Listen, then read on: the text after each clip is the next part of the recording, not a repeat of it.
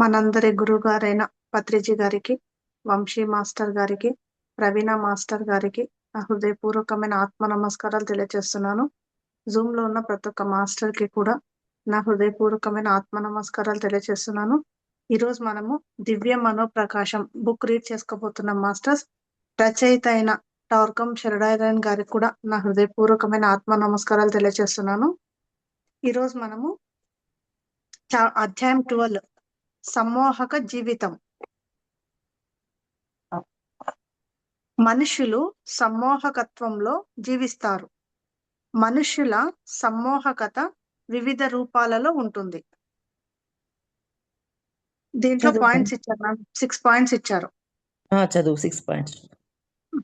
ఒక సమ్మోహకుడు మిమ్మల్ని సమ్మోహనానికి గురి చేసి మీలోకి సూచనలు పంపడం. సెకండ్ పాయింట్, మీ నిమ్న మానసాన్ని రక్షణ లేకుండా వదిలివేసి ఒక చైతన్యం తన శక్తితో మీ ఊర్ధ్వ మానసంలో ప్రవేశపెట్టడం. థర్డ్ పాయింట్, ఎవరి పట్ల అయినా మీకు గల ప్రగాఢ ప్రేమ వలన వారి ప్రతిబింబం మీ చైతన్యంపై ప్రభావం చూపి మిమ్మల్ని సమ్మోహితుల్ని చేయడం. ఫోర్త్ పాయింట్, మీరు మళ్ళీ ఒకసారి చదువుమా. థర్డ్ పాయింట్, ఎవరి పట్ల అయినా మీకు గల ప్రగాఢ ప్రేమ వలన వారి ప్రతిబింబం మీ చైతన్యంపై ప్రభావం చూపి మిమ్మల్ని సమ్మోహితుల్ని చేయడం. ఫోర్త్ పాయింట్, మీరు చైతన్యం కోల్పోయిన క్షణంలో సమ్మోహనానికి గురవుతారు. గాఢ భయం, తీవ్ర కోపం, పరధ్యాస లేదా ఎవరైనా మరణించిన సందర్భాలలో ఇలా జరుగుతుంది. ఫిఫ్త్ పాయింట్, మీరు మీ స్వీయ ప్రతిబింబాన్ని ఆరాధిస్తూ సూచనలిస్తూ మిమ్మల్ని సమ్మోహనతకు గురి చేసుకోవచ్చు. సిక్స్త్ పాయింట్, భయానక, హింసాత్మక, వినాశక దృశ్యాలు కలిగిన సినిమాలు చూసి మిమ్మల్ని మీరు సమ్మోహనతకు గురి చేసుకోవచ్చు. 6 పాయింట్స్ మ్యామ్. మళ్ళీ ఒక్కొక్క పాయింట్ చదవమంటారా? కింద ఏముంది ఇంకా? కింద పారాగ్రాఫ్స్ ఇచ్చారు మ్యామ్. చదువు ఇంకొంచెం. మనం సమ్మోహనతను వదులుచుకున్నప్పుడు లేదా ఆధ్యాత్మికంగా ఎరుక పొందినప్పుడు మాత్రమే మానవాళి ఈ విధమైన సమ్మోహక సూచనల కోరలలో బందీ అయి ఉండటాన్ని చూడగలం. చాలా మంది మనం సమ్మోహనతను వదులుచుకున్నప్పుడు లేదా ఆధ్యాత్మికంగా ఎరుక పొందినప్పుడు మాత్రమే మానవాళి ఈ విధమైన సమ్మోహక సూచనల కోరలలో బందీ అయి ఉండటాన్ని చూడగలం. చాలా ఇంకా 3 లైన్స్ ఉంది మ్యామ్, పారాగ్రాఫ్ అయిపోతుంది. చాలా మంది మానవులు తమ లోపల బయట ఉన్న శక్తులతో అదుపు చేయబడుతూ నిద్రలో నడుస్తున్నట్లు జీవిస్తారు. చాలా మంది మానవులు తమ లోపల బయట ఉన్న శక్తులతో అదుపు చేయబడుతూ నిద్రలో నడుస్తున్నట్లు జీవిస్తారు. శ్రద్ధ, పరిశీలన లేకపోతే సమ్మోహనతకు గురవుతాము. మనలో చాలా మంది చాలా సమయం ఎరుక లేకపోవటం వలన కానీ కేంద్రీకృతం కాకపోవటం వలన కానీ ఇక్కడ ఉండము. ఓకే, లాస్ట్ 6th పాయింట్ ఒకసారి అది ఇంకా అక్కడ ఫస్ట్ నుంచి చదువు. 6th పాయింట్ ఒకసారి చదివి ఫస్ట్ నుంచి చదువు. ఇంకా 6th పాయింట్, భయానక, హింసాత్మక, వినాశక దృశ్యాలు కలిగిన సినిమాలు చూసి మిమ్మల్ని మీరు సమ్మోహనతకు గురి చేసుకోవచ్చు. స్టార్టింగ్ నుంచి చదవనమా పాయింట్స్. మనుషులు సమ్మోహకత్వంలో జీవిస్తారు. మనుష్యుల సమ్మోహకత వివిధ రూపాలలో ఉంటుంది. అంటే మనుషులు సమ్మోహకత్వంలో జీవిస్తారు, ఇది వివిధ రూపాల్లో ఉంటుంది. అంటే సిక్స్త్ పాయింట్లో ఒక మాట చెప్పారు కదా, టీవీలో భయానకము ఇట్లాంటి కొన్ని సిచ్యువేషన్ చూడగానే వాటితో కలిసిపోయినట్టుగా ఇంకా చూడండి, లీనమైపోయినట్టు చూస్తుంటాం. ఆ లీనమైపోయినట్టు చూసి అది మనమైపోయామన్నంత స్థితిలోకి వెళ్ళిపోతూ ఉంటాం. అలాగా కొన్ని విషయాలలో అందరూ సమ్మోహకత్వంలోకి వెళ్ళిపోతూ ఉంటారు అని చెప్తున్నారు. First point. ఒక సమ్మోహకుడు మిమ్మల్ని సమ్మోహనానికి గురి చేసి మీలోకి సూచనలు పంపడం. అంటే ఆ సూచనలు కొంతమంది సమ్మోహకత్వం మాట్లాడుతూ ఉన్నప్పుడు దానికి బ్రాకెట్లు ఏమన్నా ఇచ్చారా సమ్మోహకత్వానికి? ఏమి ఇవ్వలేదు మేడం. ఓకే. వాళ్ళ ద్వారా కొన్ని సూచనలు మన లోపలికి గూడా పాస్ చేస్తూ ఉంటారు. అంటే టీవీలోనే కాకుండా ఎక్కడైనా సరే మాట్లాడుతూ ఉన్నప్పుడు వాళ్ళ భయానికి సంబంధించినయి అవ్వచ్చు, ఇంకేవైనా అవ్వచ్చు. అవి వింటున్నప్పుడు వాళ్ళతోటి అలా లీనమైపోయి వింటా ఉంటాం. ఆ వినేటప్పుడు వాళ్ళ నుంచి కొన్ని సూచనలు మన లోపలికి వెళ్తూ ఉంటాయి. ఇది మామూలుగా ప్రతి ఒక్కరికి ఎక్స్‌పీరియన్స్ ఉంటుంటది. హ్మ్. Second point. మీ నిమ్న మానసాన్ని రక్షణ లేకుండా వదిలివేసి ఒక చైతన్యం తన శక్తితో మీ ఊర్ధ్వ మానసంలో ప్రవేశపెట్టడం. అంటే నిమ్న మానసంలో ఉన్న దాన్ని ఊర్ధ్వ మానసంలోకి తీసుకెళ్ళగలిగేటట్టు కొంతమంది మాస్టర్స్ చేస్తారు. కానీ, ఆ ఊర్ధ్వ మానసంలోకి వెళ్ళినాక కూడా మళ్ళీ మనము నిలకడగా ఉండగలగాలి. కానీ అంటే మళ్ళీ అహంలోకెళ్ళకూడదు. వెళ్ళకుండా ఆ ఊర్ధ్వ మానసంలో ఉంటూ, నిమ్న మానసంలో ఉన్న వాటిని కరెక్షన్ చేసుకుంటూ, మళ్ళీ పైకెక్కడం అనేది జరుగుతుంటది. ఇది కొంచెం లోతుగా ఉంటది. కొంతమంది మాస్టర్స్ యొక్క ప్రోత్సాహంతోటి, వాళ్ళ చైతన్యంతోటి నిమ్న తలంలో ఉన్న వాళ్ళని సడెన్‌గా ఊర్ధ్వంలోకి తీసుకెళ్ళినట్లవుతది. చూడండి, ధ్యానంలోకి రాగానే గమనించండి. మనము ఏ స్టేజ్‌లో ఉన్నాం?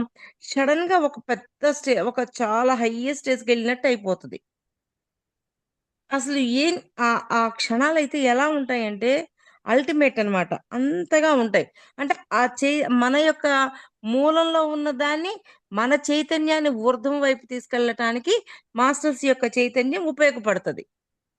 ఆ కోణంలో తీసుకెళ్తారు అని ఒక క్లారిటీ ఇస్తున్నారు. గమనించండి. ధ్యానంలోకి రాగానే ఎలా ఉంటదో ఒకసారి. ఈ ప్రపంచం చూస్తే ఎలా ఉంటది? అసలు ఇంతకంటే ఆనందం ఇప్పుడు కూడా ఉంటుంది. కానీ అప్పుడప్పుడు నిమ్న మానసంలో పూర్తి చెయ్యకుండా మనం ఊర్ధ్వ మానసంలోకెళ్ళిపోయాం. అందుకని అప్పుడప్పుడు నిమ్న మానసంలోయి కొంత టైం తర్వాత లేస్తుంటాయి. అందుకని ఆ ఊర్ధ్వ మానసంలోకి వెళ్ళిపోతాం కాబట్టి, మనకి చూడగానే చుట్టూ ప్రతిదీ అసలు ఎంత హ్యాపీనెస్సు, ఎవడు తిడుతున్నా ఏమనిపించదు. ఒక అలౌకిక ఆనందంలో ఉండిపోతాం. ఒక తాదాప్యంలో ఉండిపోతాం. అలా జరుగుద్ది అని చెప్తున్నారు. మాస్టర్స్ యొక్క చైతన్యం అలా మనల్ని నిమ్నం నుంచి ఊర్ధ్వం వైపు తీసుకెళ్తారు. హ్మ్. ఎవరి పట్లైనా మీకు గల ప్రగాఢ ప్రేమ వలన వారి ప్రతిబింబం మీ చైతన్యంపై ప్రభావం చూపి మిమ్మల్ని సమ్మోహితుల్ని చేయడం. అంతే గదా! ఇప్పుడు పత్రి సారున్నారు. సమ్మోహనం అంటే వాళ్ళ యొక్క ప్రతిబింబం మన మీద ఎఫెక్ట్ చూపిస్తది. కానీ అది మంచిదవ్వచ్చు, చెడుదవ్వచ్చు. కానీ ఇప్పుడు పత్రి సారు, వంశీ సారు వీళ్ళందరినీ మనము వాళ్ళ యొక్క దృష్టి వాళ్ళ మీద మనం దృష్టి పెట్టాం. ఆటోమేటిక్‌గా ఆ దృష్టి పెట్టినప్పుడు వాళ్ళ యొక్క ప్రతిబింబానికి మనం అట్రాక్ట్ అవుతున్నాం. ఆటోమేటిక్‌గా వాళ్ళ చైతన్యం నుంచి కూడా మనకి ఎన్నో అందించబడుతూ ఉంటాయా లేదా? జ్ఞానం కూడా చూడండి, ఒకసారి అబ్జర్వ్ చేసినప్పుడు ముందే అర్థమైపోతూ ఉంటది. అలాగా ఆ సమ్మోహకత్వం అనేది రకాలుండొచ్చు. తర్వాత చెప్తారేమో. ప్రస్తుతానికి ఆ పాయింట్ జెప్తున్నారు. వాళ్ళ యొక్క ప్రతిబింబము యొక్క ఎఫెక్ట్ అంటే మంచి ఎఫెక్టే ఉంటుంది. హ్మ్. అంటే ఇక్కడ మీరు టీవీలు వీటి ద్వారా వచ్చే సమ్మోహకత్వం, ఎదుట వాళ్ళ యొక్క ప్రతిబింబం ద్వారా వచ్చే సమ్మోహకత్వం, ఇట్లా వేరియేషన్స్ ఎలా ఉంటాయి అని మనకొక క్లారిటీ ఇస్తున్నారు. ఏ ఏ కోణాలలో ఉంటాయి అని.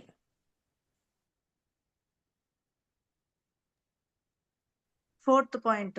మీరు చైతన్యం కోల్పోయిన క్షణంలో సమ్మోహనానికి గురవుతారు. గాఢ భయం, తీవ్ర కోపం, పరధ్యాస లేదా ఎవరైనా మరణించిన సందర్భాలలో ఇలా జరుగుతుంది. మళ్ళీ చదవాలేను.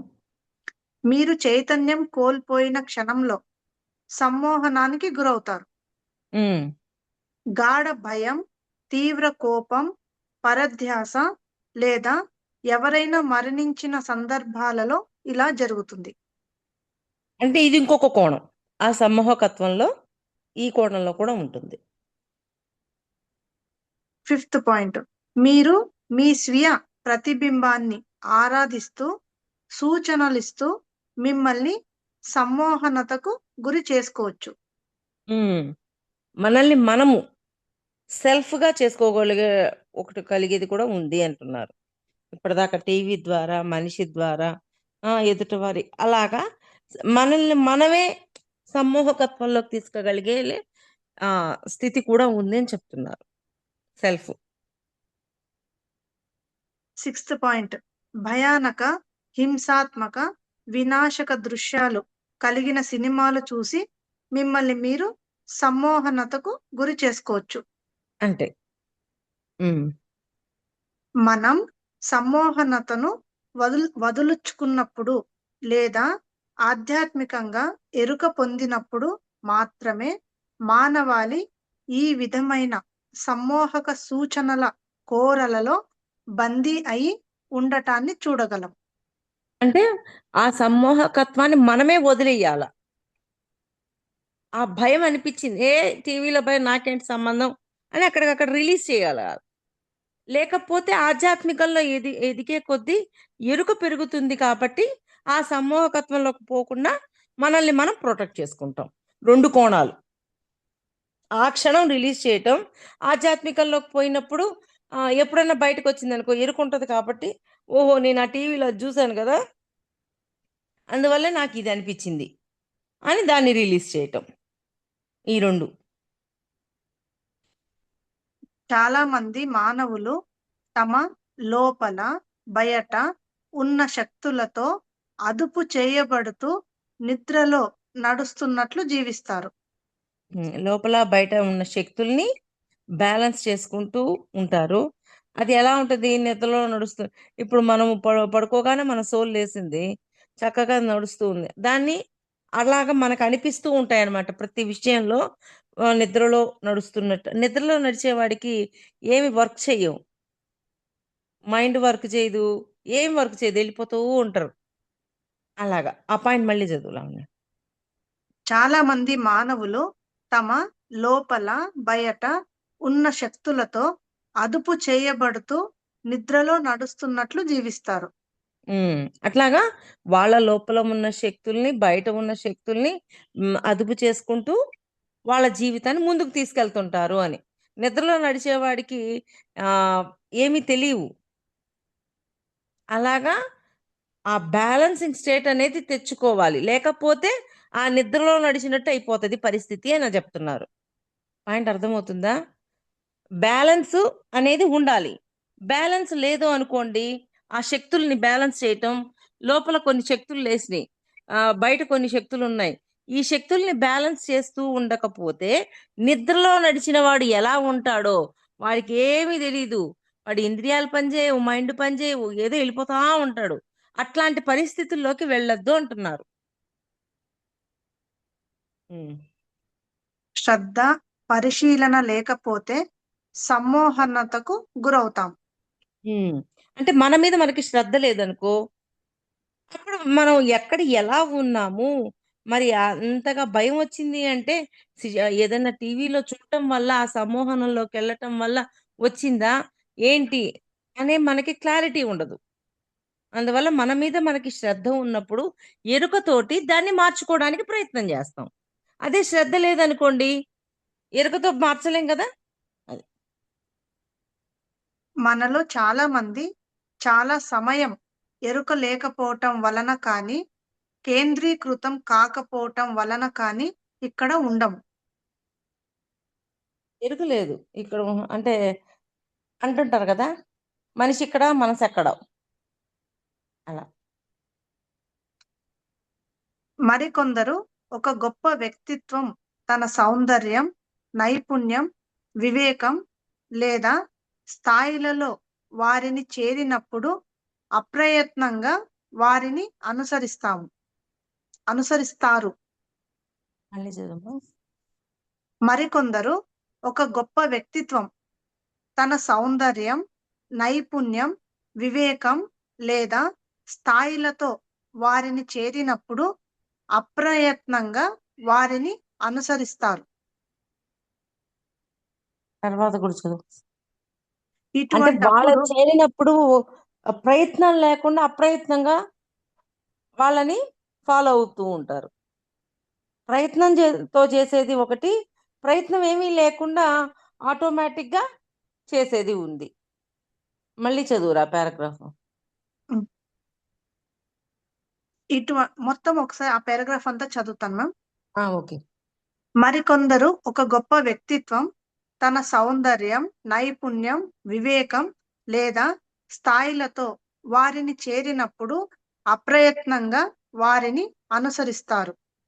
ఇటువంటప్పుడు మన ప్రగాఢ ఆరాధన, ఆకాంక్ష, ఏకాగ్రతతో మనం మన స్థిర మనస్సు నుంచి విడిపడడంతో ఆ విధంగా జరుగుతుంది. అప్పుడు అది మన సుప్త చేతనలో స్థిరపడుతుంది.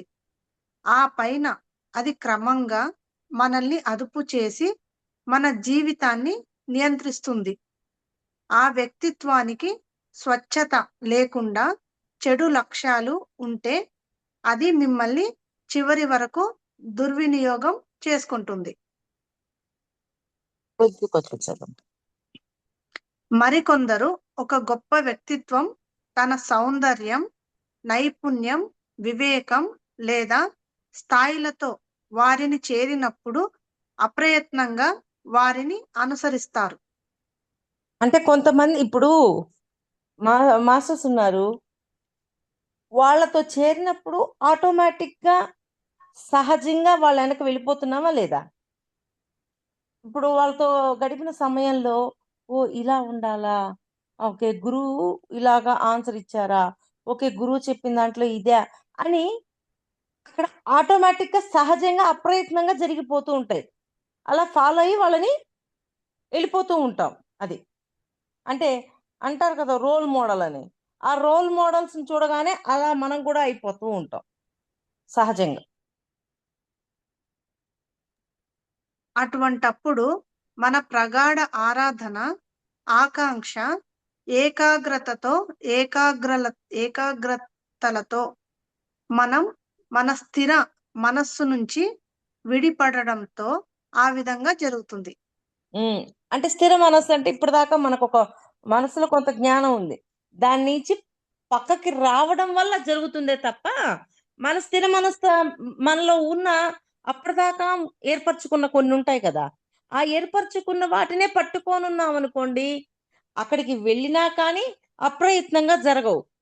ఏం చెప్పారులా వీళ్ళు, వీళ్ళు చెప్పింది నేను ఎందుకు వినాలి అని అని ఒక మాట అనుకున్నాము అనుకో, ఆ గతంలో ఏ జ్ఞానం అయితే ఉందో ఆ జ్ఞానంతోనే ఉండిపోతాం.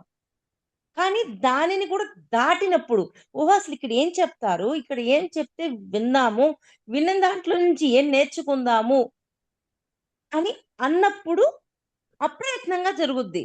అందుకే కదా గురువు దగ్గరికి వెళ్ళినప్పుడు పరిప్రశ్న అంటారు.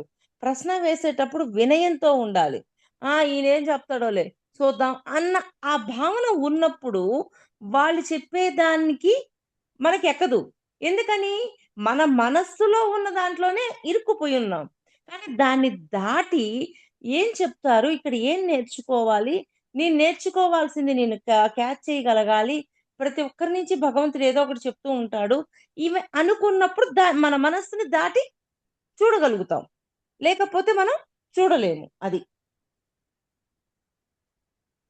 అప్పుడు అది మన సుప్త చేతనలో స్థిరపడుతుంది. ఆటోమేటిక్‌గా శుద్ధ చేతనంలోకి వెళ్ళిపోతుంది. దీన్ని దాటి వింటున్నాం కదా! అప్పుడు అక్కడ ఏదో ఒకటి నేర్చుకోవడానికి మనకి అవగాహన పెరుగుద్ది. ఆ నేర్చుకోవాలనే కుతూహలము ఇవన్నీ వీటిని దాటి చూపిస్తాయి. అందుకే ఎప్పుడు లోపల నేను ఇంకా నేర్చుకోవాలి, ఇంకా జ్ఞానాన్ని పొందాలి అని ఆకాంక్ష, తృష్ణ ఎప్పుడు మనలో ఉండాలి. అది ఉన్నప్పుడు మన లోపల ఉన్న జ్ఞానాన్ని దాటి విని ఇంకా ఇంకా ఎదగగలుగుతాం. ఇప్పుడు ఆ పై అంతకుముందు శాకాహారం, మాంసాహారం అంటే అందరికి తేలికైన భాషగా తేలికైంది కాబట్టి చెప్పగలుగుతున్నా. మాంసాహారం తినాలి, తినాలి అనేది ఉంది. మనం గత జన్మల్లో, ఈ జన్మలో తిన్నాం. తిని శాకాహారం గురించి చెప్తూ ఉన్నారు. వీళ్ళు చెప్తే చెప్పారు, మనకు విటమిన్‌లు లేవు, ప్రోటీన్‌లు లేవు, ఇది తినాలి అనే భావన ఉన్నప్పుడు మనస్సులో దాన్ని దాటి వినగలుగుతామా? వినలేం. అసలు ఎందుకు శాకాహారం తినమంటున్నారు? దీన్ని తినటం వల్ల మనకి ఎటువంటి లాభమొస్తుంది? అసలు ఏంటిది? అని అనుకున్న అప్పుడు దీన్ని దాటి వినగలుగుతాం. లేకపోతే దీన్ని దాటి వినలేం. దీనిలోనే ఉండిపోతాం. అది. ఆ పైన అది క్రమంగా మనల్ని అదుపు చేసి మన జీవితాన్ని నిర్ణయిస్తుంది, హ్మ్. నియంత్రిస్తుంది. అది. ఎందుకని ఇది నియంత్రిస్తది మనస్థలంలో ఉంటే. ఎందుకని దాన్ని విననీదింకా. అది వాళ్ళు చెప్పింది వేరు. మనం దీనికోసం గదా అని మన మనస్సును దాటి వినగలిగితే చక్కగా అప్రయత్నంగా ముందుకెళ్ళిపోతాం. మన మనస్సులోనే ఉన్నామనుకో ఇంక ఇంక ఆగిపోయింది గదా అక్కడికి. ముందుకెళ్ళలేం గదా! ముందు మెట్టు ఎక్కలేం గదా! అది. ఆ వ్యక్తిత్వానికి స్వచ్ఛత లేకుండా చెడు లక్ష్యాలు ఉంటే అది మిమ్మల్ని చివరి వరకు దుర్వినియోగం చేసుకుంటుంది. ఏంటి? ఆ వ్యక్తిత్వానికి స్వచ్ఛత లేకుండా చెడు హ్మ్. లక్ష్యాలు ఉంటే హ్మ్. అది మిమ్మల్ని చివరి వరకు దుర్వినియోగం చేసుకుంటుంది. అంతే గదా! మంచి లక్షణాలు, చెడు లక్షణాలే ఉంటే అవే హైలైట్ అయినప్పుడు బయటకొస్తాయి. కానీ దీన్ని దాటి వినమని అది జెప్తున్నాడు. దాంట్లోనే ఉంటే పరిస్థితి ఇలా ఉంటుంది అని జెప్తున్నాడు. ఆ చెడు లక్షణాలున్న దాంట్లోనే ఉండిపోతే మనం దుర్వినియోగం చేసుకున్న వాళ్ళం అవుతాం. ఎదుగుదల ఉండదక్కడ. ఆగిపోయిద్ది.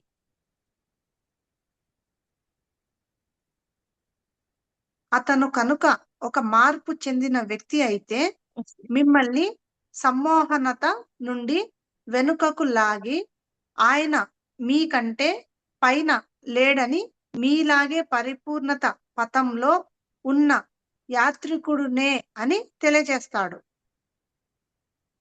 మీరు మళ్ళీ చదువు. ఈ పాయింట్ బాగా వినండి మాస్టర్స్. ఇది ఇంకొక లైన్ పారాగ్రాఫ్ ఉంది మ్యామ్. అదింతా కంప్లీట్ చేసి హ్మ్. మీరు ప్రజ్ఞా ప్రకాశం పొంది ఉన్నత వ్యక్తిగా మారడానికి దోహదం చేయటం ద్వారా మీ సమ్మోహనతను వదిలిస్తాడు. హ్మ్. అతను కనుక ఒక మార్పు చెందిన వ్యక్తి అయితే మిమ్మల్ని సమ్మోహనత నుండి వెనుకకు లాగి ఆయన మీకంటే పైన లేడని మీలాగే పరిపూర్ణత పథంలో ఉన్న యాత్రికుడునేనని తెలియచేస్తాడు. హ్మ్. చదువు. మళ్ళీ ఒక్కసారి చదువు. అతను కనుక ఒక మార్పు చెందిన వ్యక్తి అయితే మిమ్మల్ని సమ్మోహనత నుండి వెనుకకు లాగి ఒక్క నిమిషం. ఆయన మార్పు చెందిన వ్యక్తి అయితే సమ్మోహగత నుంచి బయటికి లాగి హ్మ్. ఆయన మీకంటే పైన లేడని హ్మ్. మీలాగే పరిపూర్ణత పథంలో ఉన్న యాత్రికుడునేనని తెలియజేస్తాడు. షిర్డీ సాయిబాబా ఏమంటారు? గురువుకి, శిష్యుడికి మధ్యలో సన్నని దారపోగు మాత్రమే ఉందంటారు చూడండి. అది ఇక్కడ కంపేర్ చేసి చూడండి. ఆ! నేను నేను కూడా మీతో పాటే ప్రయాణం చేస్తున్నాను. ఎందుకని? ఆ మార్పు ఆయన తెచ్చుకున్నాడు గాబట్టి. అంతేకాని ఆహ్, అంటే ఒక సమూహకత్వంలోకెళ్ళినప్పుడు వాళ్ళు ఎదుగుదల కోల్పోతారు. ఆ సమూహకత్వంలో ఉండటం వల్ల అక్కడ క్లారిటీ ఉండదు. కానీ మేము మార్పు చెందాము, మేము ఇలాగే ఎదిగాము అని చెప్పి ఆ క్లారిటీ ఇచ్చినప్పుడు ఆ సమూహకత్వంలో నుంచి బయటకొస్తాం. బయటకొచ్చి మనలో మార్పు తీసుకొచ్చుకోవడానికి ప్రయత్నం చేస్తాం. పాయింట్ అర్థమైందా? ఒక్కసారి పాజ్‌లో పెట్టు.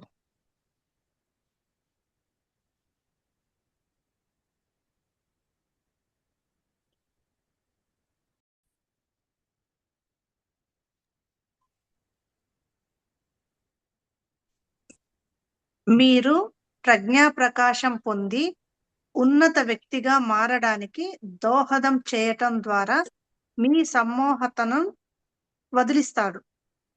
అంటే ఆ అతను ఇంకా పరిణామంలోకి తీసుకెళ్ళడానికి ప్రయత్నం చేయించడానికి దాని నుంచి బయటికి తీసుకొచ్చి ఈ పరిణామంలో ముందుకు తీసుకెళ్తాడు. బాబా అదే మాట అంటారు. నీకు నాకు మధ్యలో సన్నని దారపు పోగు తప్ప ఏమి డిఫరెన్స్ ఏం లేదు. అందరం భూమి మీద మార్పు కోసమే భూమి మీదకి వచ్చాం. అందరము ఎదగడానికే వచ్చాం. అందరం ఎదుగుతూనే ఉన్నాం. అంతే. అంతేకాక అతను మిమ్మల్ని సేవ, పరిశోధనల వైపు మళ్లించి మిమ్మల్ని ఆరాధన నుంచి హేతువు, తర్కం, చర్యల వైపు నడిపిస్తాడు. అతను అంతేకాక అతను మిమ్మల్ని సేవ, పరిశోధనల వైపు మళ్లించి సేవ వైపు పరిశోధన చెయ్యండి. మీకు ఈ కళ ఎందుకు వచ్చింది, మీ జీవితంలో ఎందుకు ఇలా జరిగింది, ఇవన్నీ మీరు ఆ పరిశోధన చేస్తే కానీ మీకు అర్థం కాదు. అంటే ప్రతి విషయం పట్ల పిహెచ్డి చేయాల్సిందే. పరిశోధనల వైపు మళ్లించి మిమ్మల్ని ఆరాధన నుంచి హేతువు, తర్కం, చర్యల వైపు నడిపిస్తాడు. ఆరాధన కూడా దాటిచ్చి నువ్వు నేను ఒకటే ఏం తేడా ఏమి లేదు. కాకపోతే ఒక మెట్టు పైన ఉన్నా. మీరు చదివిన క్లాస్ నుంచి నేను వచ్చా. అందువల్ల ఎవరు ఎక్కువ కాదు, ఎవరు తక్కువ కాదు అని అర్థమయ్యేటట్టు చేసి ఈ తర్కం అంటే ఎందుకు ఇలా జరిగింది వీటన్నింటినీ ఇంకా ఇంకా నాలెడ్జ్ తీసుకునే విధంగా ముందుకెళ్తాడు, పంపిస్తాడు. అది సమ్మోహనతకు గురైన వ్యక్తి స్పష్టంగా తర్కం, హేతువులతోనూ ఆలోచించడాన్ని, కర్మ సిద్ధాంతం, దాన్ని పర్యవసానాలను గ్రహిస్తే సమ్మోహనతల నుంచి విడుదల అవుతాడు. ఇవన్నీ ఆలోచించినప్పుడు దాని నుంచి బయటకు వచ్చేస్తాం. అంటే అక్కడ సమ్మోహకత్వం ఉండదు. ఏం నేర్చుకోవాలి, ఏం మార్చుకోవాలి, ఎలా పరిణామంలోకి వెళ్ళాలి అనేది ఒక్కటే ఉంటది. ఆ సమ్మోహకత్వం వైపు ఇంకా అసలు అమ్మో మీరు లేకపోతే ఎట్లాగా, అంటే ఎట్లాగా ఎలా చెప్పాలి ఎగ్జాంపుల్ నాకు క్లారిటీ రావట్లేదు. అంటే గురువు ఇప్పుడు పత్రి సార్ ఉన్నారు, మీ శ్వాసే మీ గురువు అన్నాడు. అలాగని నేను మీ గురువుని, నేను చెప్పిందే మీరు వినాలి అని ఎప్పుడూ చెప్పలా. ఎందుకని మన శ్వాసని మనం పట్టుకున్నప్పుడు మనం వెళ్ళిపోతాం. ఆల్రెడీ ఆయన శ్వాసను ఆయన పట్టుకొని ఆయన ముందుకు వెళ్ళిపోతున్నాడు. అలాగే మీ శ్వాసను మీరు పట్టుకొని మీరు కూడా అలాగే వచ్చేయండి అని ఒక క్లారిటీ ఇచ్చారు. ఇప్పుడు వంశీ సార్ ఉన్నారు, కర్మధ్యానం చెయ్యండి, కర్మ సిద్ధాంతం తెలుసుకోండి, మరి టెస్ట్లు పెడుతూ ఉంటారు, మీ అంతర్గుణాలు ఎలా ఉన్నాయో తెలుసుకోండి, బాహ్యంలో ఎలా ఉన్నాయో తెలుసుకోండి, ఇవన్నీ చెప్పారు. వాటినన్నిటినీ మనం ఆచరణలోకి తీసుకువెళ్ళి ఆచరిస్తూ వాటిని ఎలాగా తీసుకున్నాము, వీటి నుంచి ఏ జ్ఞానం పొందాము అనే కోణంలోకి వెళ్ళాలి అనేది ఒక కోణం. కొంతమంది ఎలా ఉంటారంటే, నేను ఎవరని నిన్ను విమర్శించట్లేదు, ఎగ్జాంపుల్ మేము చెప్పిందే చెయ్యాల, మేమేం చెప్తే అది చెయ్యాలా, అంతే, మీరు అలాగే ఉండాలి, ఇట్లాంటి రూల్స్ రెగ్యులేషన్స్ పెట్టే వాళ్ళు కూడా ఉంటారు. అలాగా కోణాలలో ఉంటారు. వీళ్ళు మార్పుని తీసుకొచ్చేదానికి ఉంటారు మాస్టర్స్ ముందు అని చెప్పి. సినిమాలు సమ్మోహనానంతర సూచనల ప్రత్యక్ష మూలాలను ప్రజలు గుర్తించరు. దీనిని మీరు పరిశోధించి నిర్ధారించవలసిన అవసరం లేదు. పాఠశాలలు, సమాజం, వీధులు, సారాయి దుకాణాలను, కుటుంబాలను చూడండి. మన ఊహలలో, మనస్సులలో, బంధాలలో, చర్యలలో ప్రతిరోజు పగలు రాత్రి అనేక సినిమాలు విషయాత్మకంగా మన పరిస్థితికి అనుగుణంగా ప్రదర్శించబడుతున్నాయి. మళ్ళీ చదవనా మ్యామ్ ఒక్కొక్క పాయింట్. సినిమాలు సమ్మోహనానంతర సూచనల ప్రత్యక్ష మూలాలను ప్రజలు గుర్తించరు. అంటే వాళ్ళలో ఏ విధంగా సమ్మోహకతలోకి వెళ్ళారో, ఏ పాయింట్లలో వెళ్ళారో అనేది గుర్తించలేకపోతారు. దీనిని మీరు పరిశోధించి నిర్ధారించవలసిన అవసరం లేదు. పాఠశాలలు, సమాజం, వీధులు, సారాయి దుకాణాలను, కుటుంబాలను చూడండి. మన ఊహలలో, మనస్సులలో, బంధాలలో, చర్యలలో ప్రతిరోజు పగలు రాత్రి అనేక సినిమాలు విషయాత్మకంగా మన పరిస్థితికి అనుగుణంగా ప్రదర్శించబడుతున్నాయి.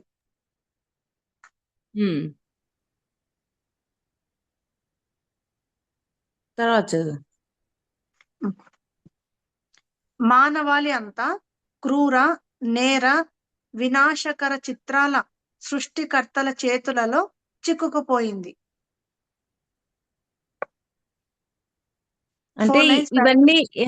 అంటే ఇవన్నీ చూడడం వల్ల అటువంటి పిక్చర్సే మన లోపల ఉండిపోయినాయి. అంతే కదా, ఇప్పుడు క్రూరంగా ఉండి ఇవన్నీ కొన్ని ఒక్కొక్కసారి ఉండిపోయినాయి మన లోపల.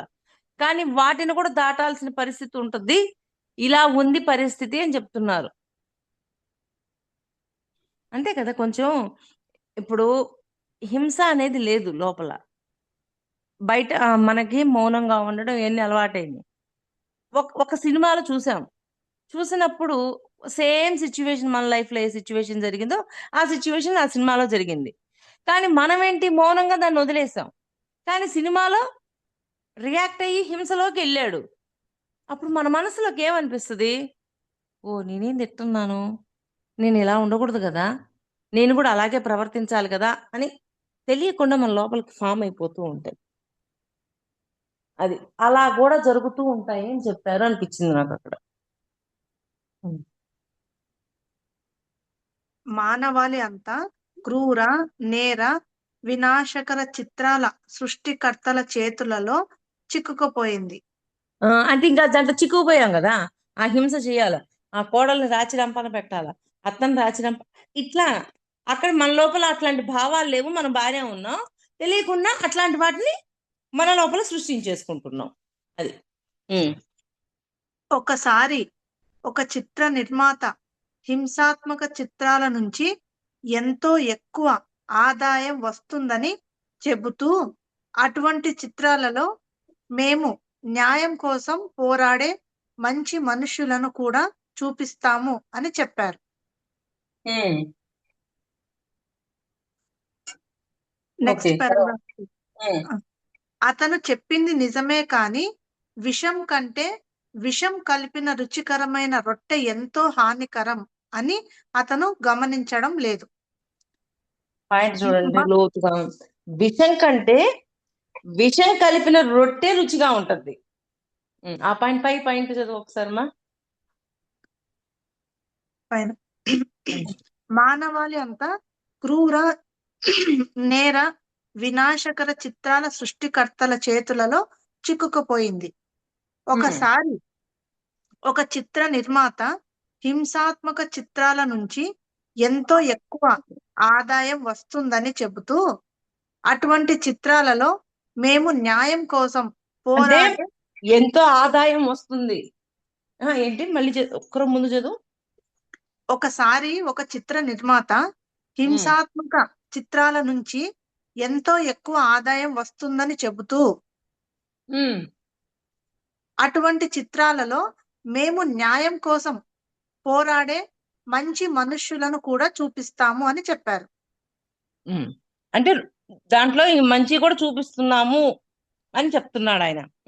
చెప్పి అతను చెప్పింది నిజమే, కానీ విషం కంటే విషం కలిపిన రుచికరమైన రొట్టె ఎంతో హానికరం అని అతను గమనించడం లేదు. అంటే సినిమా 3 గంటల్లో ఒక 10 నిమిషాలు మంచి పాయింట్ పెట్టినా కానీ మొత్తం సినిమా ఉంది కదా, 3 గంటల్లో 2 గంటల 45 నిమిషాలు ఉంది కదా.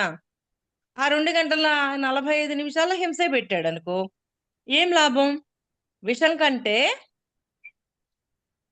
విషం కలిపిన రొట్టె మంచిది, ఇంకా ఇంకా ప్రమాదం. అలాగా మంచి పాయింట్లు పెట్టాను అని చెప్తున్నాడు, కానీ దానికంటే ఎక్కువ ఇది పెట్టాడు హింసవి. అది బుర్రలోకి పోతుంది జనాల్లోకి అన్నట్టు. పాయింట్ అర్థమైందా? మన నిత్య జీవితంలో ఇటువంటివి ఎన్నో చేస్తాము. హింసలో ప్రేమిస్తాము, మంచి పనులు చేస్తూనే అవమానిస్తాము, సహాయం చేస్తూ వెక్కిరిస్తాము, సందిగ్ధత, అస్తవ్యస్తత, నిరాశలను సృష్టిస్తాం. సందిగ్ధత, అస్తవ్యస్తత, నిరాశలను మళ్ళీ చెప్తాను. మన నిత్య జీవితంలో ఇటువంటివి ఎన్నో చేస్తాము. హింసలో ప్రేమిస్తాము, మంచి పనులు చేస్తూనే అవమానిస్తాము, సహాయం చేస్తూ వెక్కిరిస్తాము, సందిగ్ధత,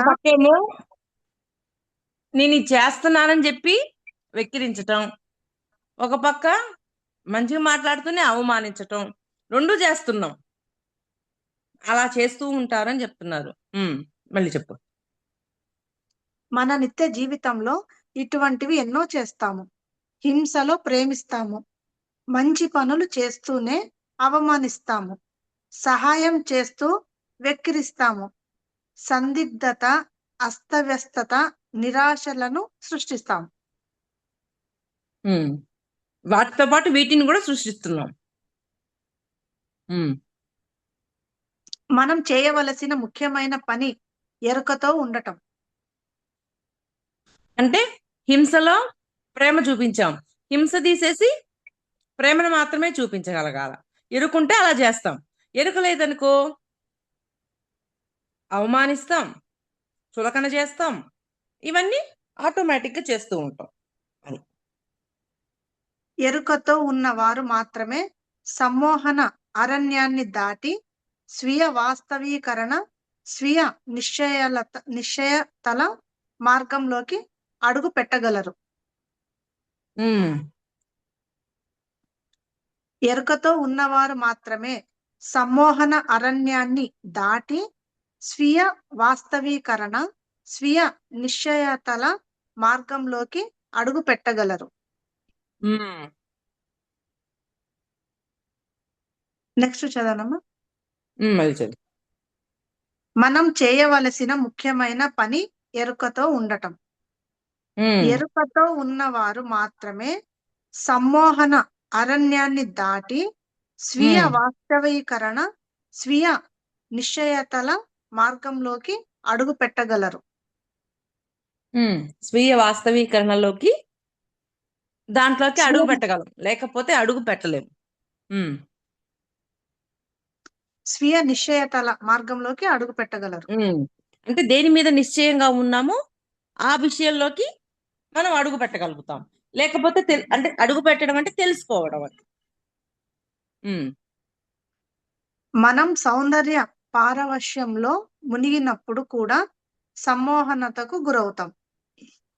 ఆనందంగా ఉన్నప్పుడు, సౌందర్య పారవశ్యంతో ఉన్నప్పుడు కూడా ఆ సమ్మోహకతలోకి వెళ్తాం.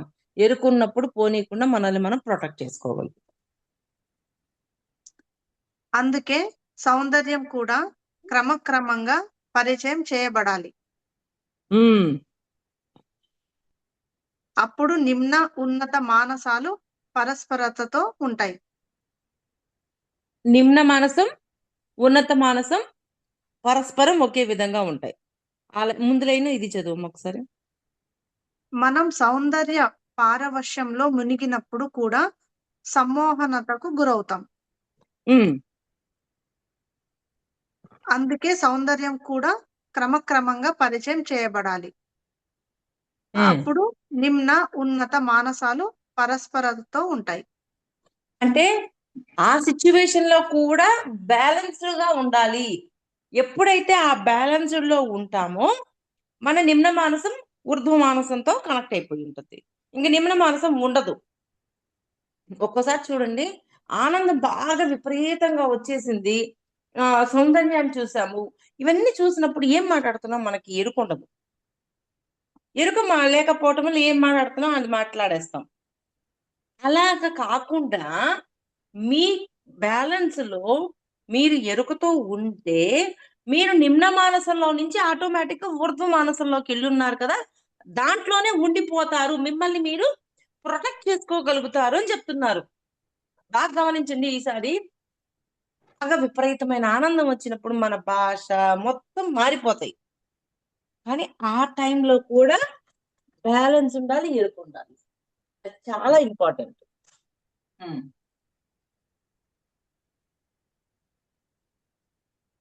ఒక్క నిమిషము.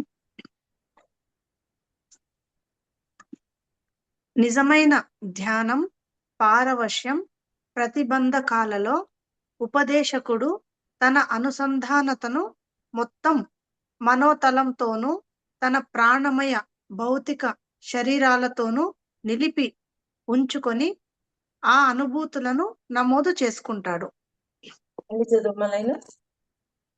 నిజమైన ధ్యానం పారవశ్యం ప్రతిబంధకాలలో ఉపదేశకుడు తన అనుసంధానతను మొత్తం మనోతలంతోనూ తన ప్రాణమయ భౌతిక శరీరాలతోనూ నిలిపి ఉంచుకొని ఆ అనుభూతులను నమోదు చేసుకుంటాడు. వాటితో కూడా కనెక్షన్ చేసి జాగ్రత్తగా ఉంటాడు. ఉండి వాటిని హ్యాపీ మూమెంట్స్ ని హ్యాపీ అంటే అక్కడ బ్యాలెన్స్ అనేది ఉంటది అంటున్నారు. ఇక్కడికి వచ్చిన ఇప్పుడు ఊర్ధ్వ మానసంలో ఉన్న వాళ్ళు నిమ్న మానసంలోకి వచ్చిన వాళ్ళు ఆ ఊర్ధ్వ మానసంలో ఎటువంటి భావాలతో ఉన్నారో ఇక్కడ కూడా అదే భావాన్ని కలిగి ఉంటారు. ఆ కలిగి ఉండడం ద్వారా వాళ్ళల్లో నిమ్న మానసం అనేది వెళ్ళిపోతుంది. అలాగా నిమ్న మానసం అంటే ఏంటి? వాడట్టంటోడు వీడిట్టంటోడు అని అవమానించటం, ఎట్లా పడితే అట్లా మాట్లాడటం, ఇవన్నీ చేయటం. అవన్నీ చేయకుండా ఉన్నత మానసం అంటే ప్రతి ఒక్కరూ దైవంగా మారడానికి వచ్చారు, దైవంగా ఉన్నారు అని గౌరవించడం చూపిస్తారు. మరి మాస్టర్స్ ఇంతాక చెప్పారు, నిమ్న మానసంలో ఉన్న వాళ్ళని ఊర్ధ్వ మానసంలో తీసుకెళ్లిపోతారు అని. ఇప్పుడు మనం ధ్యానంలో కూర్చోగానే మాస్టర్స్ ని కనెక్ట్ అవుతున్నామా లేదా? హాస్టల్ గా మాస్టర్స్ ని కనెక్ట్ అయ్యాక మాస్టర్స్ మనకి ఎంతో జ్ఞానాన్ని బోధించారు. బోధించాక మరలా భూమి మీదకి వచ్చాము, కళ్ళు తెరిచాము, తెరిచాక మన మనస్సు మనం మొత్తం మారిపోయామా లేదా? అది అక్కడ ఏదైతే తెలుసుకున్నామో దాన్ని ఇక్కడ కూడా ఇంప్లిమెంట్ చేయగలగాలి అని మనలో ఆ స్థితి ఉండేటట్లు మనల్ని మనమే ప్రొటెక్ట్ చేసుకోవాలి. అది అతి మనోహరమైన సౌందర్యాన్ని చేరి ఆస్వాదించే మార్గం ఇది. మీ నిమ్న ఉన్నత మానసాల మధ్య వారధి నిర్మిస్తే మీ ప్రకృతి మొత్తం శక్తిని గ్రహించి రూపాంతరత క్రమంలోకి అడుగు పెడుతుంది. ఆ వారధి జరిగిపోద్ది కదా. నిమ్న మానసంలో ఉన్నదాన్ని మార్చేస్తాం కదా. ఊర్ధ్వ మానసం నుంచి ఏం తెచ్చుకున్నామో, పైన మాస్టర్స్ నుంచి ఏ జ్ఞానం పొందామో, ఏ సత్యాన్ని అయితే తెలుసుకున్నామో ఆ సత్యాన్ని ఇక్కడ ఇంప్లిమెంట్ చేస్తామా లేదా?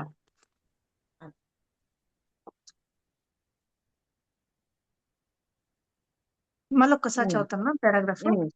అతి మనోహరమైన సౌందర్యాన్ని చేరి ఆస్వాదించే మార్గం ఇది.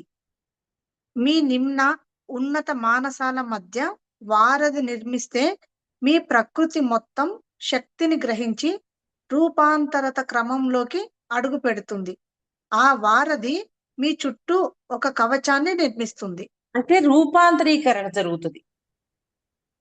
ఆ వారధి అనేది ఉండాలి అంటున్నారు.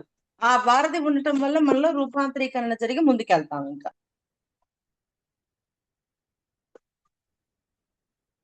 ప్రాచీన బోధకులు సౌందర్యపు శక్తి పట్ల ఎరుక కలిగిన వారు తమ ప్రజలలో కళలు, ఆలోచన రూపాలలో సౌందర్యాన్ని మేల్కొలిపే ప్రయత్నం చేసేవారు. ఒక లైన్ ఉంది మ్యామ్, అది చదివి మళ్ళీ చదువుతా. ప్రతి స్థాయిలోనూ సౌందర్యం క్రమబద్ధీకరించబడి శక్తితో పూరించబడి శక్తిని వెలువరిస్తుంది. ప్రాచీన ఆ సౌందర్యము అనేది పెరిగే కొద్దీ ఆటోమేటిక్ గా ఆ శక్తి అనేది మన లోపల వస్తుంది. అంటే సౌందర్యము అంటే మనలో ఉన్న ఉన్నతమైన సద్గుణాలు. ప్రాచీన బోధకులు సౌందర్యపు శక్తి పట్ల ఎరుక కలిగిన వారు తమ ప్రజలలో కళలు, ఆలోచన రూపాలలో సౌందర్యాన్ని మేల్కొలిపే ప్రయత్నం చేసేవారు. అప్పట్లో ఏం చేసేవారు? భౌతికంలోనే కాదు, అభౌతికంలో కళల ద్వారా కూడా వాళ్ళ ఆ సౌందర్యం వచ్చేటట్లుగా వాళ్ళలో ఆ ప్రయత్నం అనేది చేసేవాళ్ళు అప్పటి టైంలో. ప్రతి స్థాయిలోనూ సౌందర్యం క్రమబద్ధీకరించబడి శక్తితో పూరించబడి శక్తిని వెలువరిస్తుంది. అంతే కదా, ఆ సౌందర్యంతో చక్కటి శక్తి వస్తుందా లేదా? సరి అయిన ధ్యాస ఉన్నప్పుడు మన బాడీ అంతా రీఛార్జ్ అయిపోతుందా లేదా? అది ఓకే మ్యామ్, చాప్టర్ కంప్లీట్ అయింది మ్యామ్. ఓకే మాస్టర్స్, నాకు ఇంత చక్కటి అవకాశాన్ని కల్పించిన ప్రవీణ మ్యామ్ గారికి, అలాగే జూమ్ లో ఉన్న ప్రతి ఒక్క మాస్టర్ కి కూడా నా హృదయపూర్వకమైన ఆత్మ నమస్కారాలు తెలియజేస్తున్నాను. Thank you masters, thank you so much అండి.